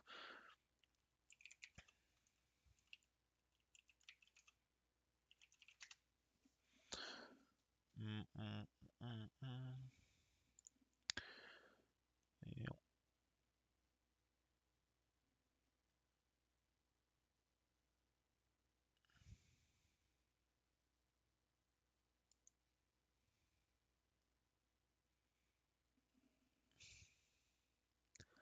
That's not what I thought it was. There's an armor that's like a lot more interesting than most of these, but the question here is, do I want to say make a Norn and have a bigger type of human character, or just stick with human, you know?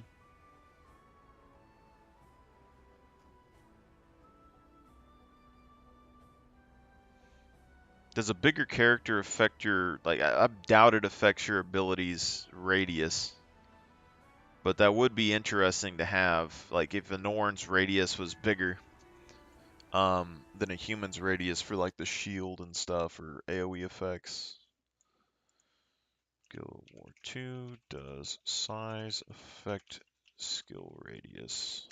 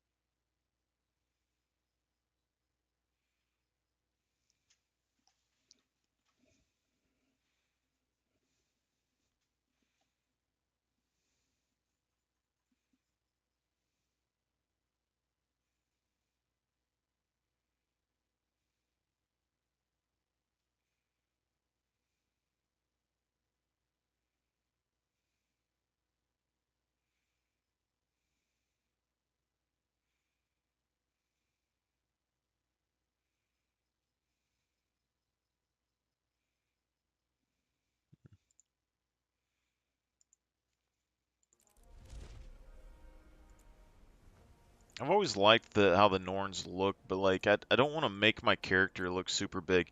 They also can't wear any of the cultural armor from the humans, which I do like. We do have a Norn.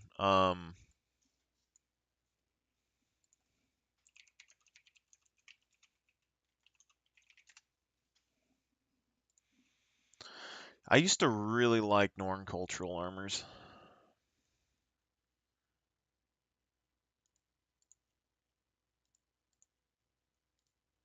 Oh yeah, I forgot there was three. I need to look at all those. So, like this armor used to be the thing, like in Guild, like at the very beginning of the game. This was like everybody wanted it for the Norn. Now you never see it. You never even see the helmet, and it's kind of crazy because the helmet is actually pretty good. Like I would use the helmet potentially in a lot of my setups if I could. Like my oh God, what is he? What is he? My main warrior that I had for the most part, the Dragon Lord Marlax guy, I started making a plate mail armor set, so I started making them look bulky and not spiky or anything, and it's kind of bland. And there isn't really a helmet that fits the top of it very well, but like the Doliac helmet here would probably fit a little bit better than most helmets, even though it has horns, you know? But and what we have here, we have the headdress. This one I'm not super interested in. I mean, it's just kind of armor plates, nothing major. I would say maybe the chest piece would be the best part of this armor, but then you'd have to find something to cover up the rest. And the stag armor, I recall this being pretty big in the past, so uh the helmet I think is pretty decent. I think it would look good for my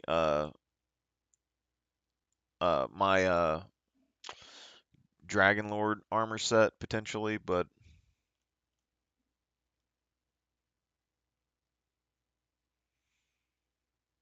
these are like some of the only things like cultural wise that I think matter.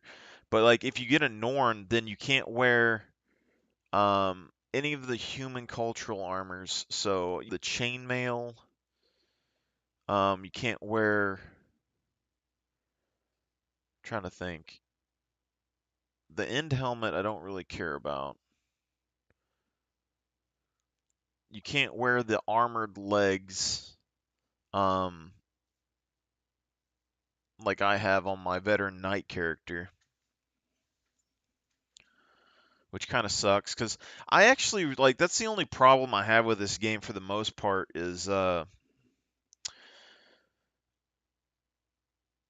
you make multiple characters and you like different styles, but I can't make myself use the same I can't change my armor all the time to like different styles. I need personas for my character.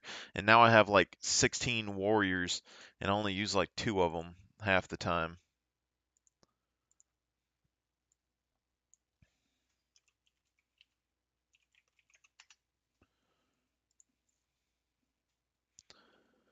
All right. So let's look at the different ones here because I'm pretty sure one of these is that armor that I'm thinking about. See, like, I never see anyone wear any cultural armors from the Sylvari for sure. I didn't even know about the Arborist armor here, and this is the first one that you can unlock. It doesn't look terrible. I mean, it's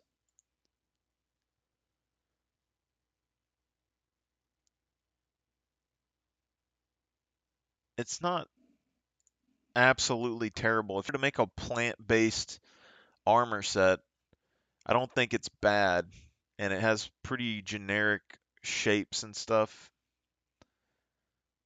I've never seen this armor in game, I don't think, which is quite interesting to me.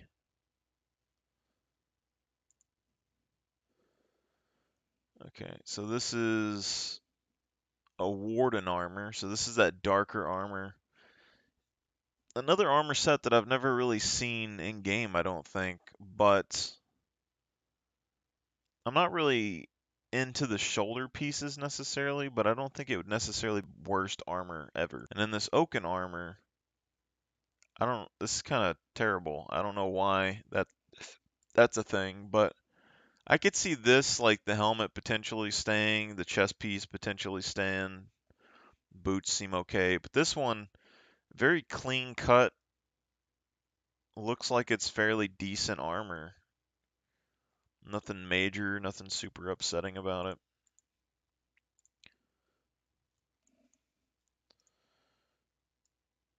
See, but when we go over to the human cultural armor, you have the commander armor, which we basically just like the chainmail off of this. The rest of it's kind of nah, but the upper chainmail piece is pretty decent. The gloves are pretty decent, depending. The rest of it, like, you never see this armor anywhere in game. No one ever wears it. And then you have this Avenger armor, which it's okay. The center chest piece here is the main one that I like for the Roman legions because it gives you like another chest piece that you can use with the look of the Rome, and it gives you kind of a upper status look, like an upper status symbol. And then like knight wise, some armors I don't really use these shoulder guards ever, but it's okay. And then the gloves are okay on some of the things as well, so I like that. But this one, this is one of the first armors I really liked in Guild Wars, and I played basically with this armor set for a while. Like, I tried to get it and then I didn't get it, and then I ended up never actually using this armor set in game because I already had made cooler armor sets by the time I ever got this back and made a new character and made armor sets based around this. But the gloves, like, you can get away with the gloves, but they're not the best. Generally, I kind of mix this with the tier 2, but the boots, the lower piece, the upper piece, the shoulders you can kind of get away with, and then like the Ascalonian helmet just makes like a really solid like knight look on your character, and I really like that style, but I never use it for anything, so it's kind of sad. So now the question becomes like, which armor would be the best here? Because I don't think that we have the Doliac armor, or we don't have the level 3 armor here, I don't think.